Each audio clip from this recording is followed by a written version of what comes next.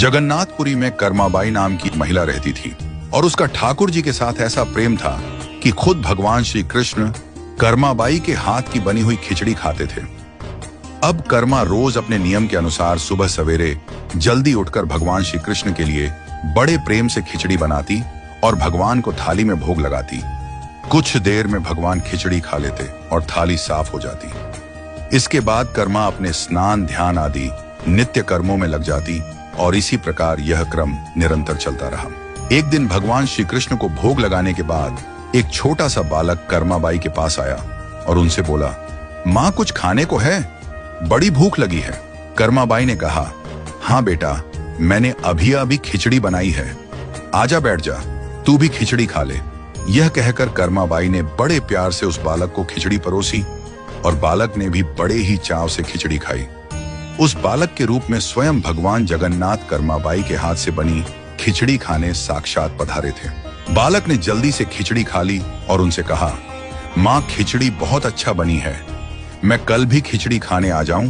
कर्माबाई ने कहा, कल क्या बेटा, मैं तेरे लिए रोज खिचड़ी बनाकर रखूंगी, तू रोज खिचड़ी खाने आ जाया कर। बालक ने कहा, ठीक है माँ। अगले दिन से वह बालक रोज सुबह सवेरे कर्माबाई के पास खिचड़ी खाने आने लगा। कर्माबाई भी रोज अपने नियम से सुबह सवेरे जल्दी उठकर भगवान श्री कृष्ण के लिए खिचड़ी बनाती और भगवान के सामने थाली रखती। फिर भगवान खिचड़ी का भोग लगाते और उसके कुछ ही देर बाद वह बालक आ जाता। फिर कर्माबाई उसे भी बड़े प्रेम से खिचड़ी खिलाती। एक दिन कर्माबाई की कुटिया के पास एक साधु आया। बातों ही बातों में उसे पता चला कि कर्माबाई बिना स्नान ध्यान किए भगवान श्री कृष्ण के लिए खिचड़ी बनाती है और भोग लगाती है। उसने कर्माबाई से कहा, स्नान किए बिना भगवान की पूजा करने और भोग लगाने से पाप लगता है। इसलिए उसने कर्माबाई को स्नान करके पूरे विधि विधान से पूजा करके भोग लगाने को कहा।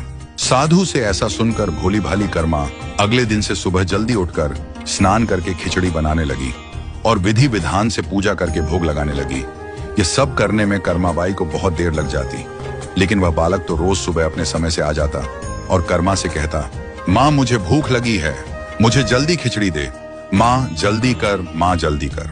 जब कर्मा भगवान श्री कृष्ण को भोग लगाकर बालक को खिचड़ी खाने को देती तो वह बालक उसे बहुत ही शीघ्रता से खाकर हाथ मुंह साफ किए बिना ही जल्दी से उठकर भाग जाता और यह क्रम कुछ दिनों तक ऐसा ही चलता रहा।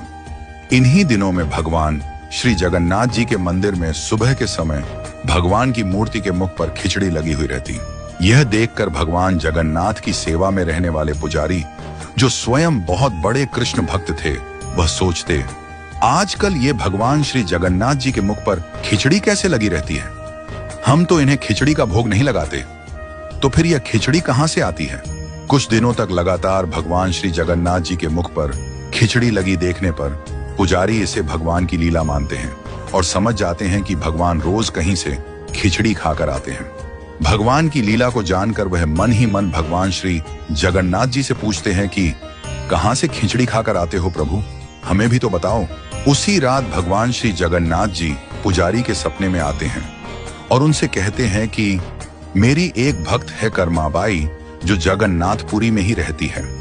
वह रोज सुबह सवेरे मेरे लिए बाजरे की खिचड़ी बनाती है और बड़े प्रेम से मुझे भोग लगाती है और मैं भी रोज सुबह जल्दी कर्माबाई के पास खिचड़ी खाने जाता हूँ। मुझे उसके हाथ की बनी खिचड़ी बहुत पसंद है।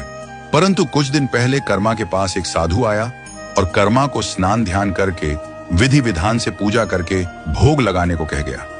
इसलिए आजकल वह विधि विधान से पूजा करके भोग लगाती है और उसके बाद मुझे खिचड़ी खिलाती है। ये सब काम करने में उसे बहुत देर लग जाती है और मुझे खिचड़ी के लिए इंतजार करना पड़ता है और भूख का कष्ट भी सहन करना पड़ता है। जब तक मैं खिचड़ी खाता हूँ तब तक यहाँ मंदिर में भक्तगण आने लगते हैं। इसलिए आजकल मुझे खिचड़ी खाकर मुंह हाथ धोए बिना ही जूठे मुंह ही उठकर भागकर यहाँ आना पड़ता है। यह क्रम कई वर्षों तक चलता रहा और एक दिन कर्माबाई इस संसार चक्र को छोड़कर प्रभु के धाम चली गई। उस दिन जगन्नाथपुरी के मंदिर में भगवान श्री जगन्नाथ जी के श्री विग्रह के नयनों से अश्रु निकल रहे थे। यह देखकर मंदिर के सभी पुजारी और जगन्नाथपुरी के राजा भी मंदिर में उपस्थित हो गए और प्रभु से विनती करने लगे कि हे प्रभु, क्या हमसे कोई भूल या अपराध हुआ है? जिसके कारण जगत के पालनहार की आंखों से आंसू निकल रहे हैं। उसी दिन रात में पुजारी जी और जगन्नाथपुरी के राजा के स्वप्न में भगवान श्री जगन्नाथ जी ने कहा कि आज मां कर्माबाई इस लोक से विदा हो गई और मुझ में विलीन हो गई, परंतु अब मुझे रोज सुबह सवेरे बाजरे की खिचड़ी कौन खिलाएगा। अगले दिन जगन्नाथपुरी के राजा ने मंदिर के सभी पुजारियों और संतों से राय ली और यह आदेश जारी किया कि आज से भगवान श्री जगन्नाथ जी को सुबह सवेरे सबसे पहले मां कर्माबाई के नाम से बाजरे की खिचड़ी का भोग लगाया जाएगा, जिससे भगवान को मां कर्माबाई की कमी कभी महसूस न हो। इसीलिए उस दिन से लेकर आज तक भगवान श्री जगन्नाथ जी के मंदिर में श्री जगन्नाथ जी के विग्रह को 56 भोग से पहले बाल रूप में बाजरे की खिचड़ी का भोग लगाया जाता है और इसे बाल भोग कहा जाता है। सैकड़ों सालों के बाद भी श्री जगन्नाथ मंदिर में मां कर्माबाई की याद में यह प्रथा आज भी वैसी की वैसी चली आ रही है।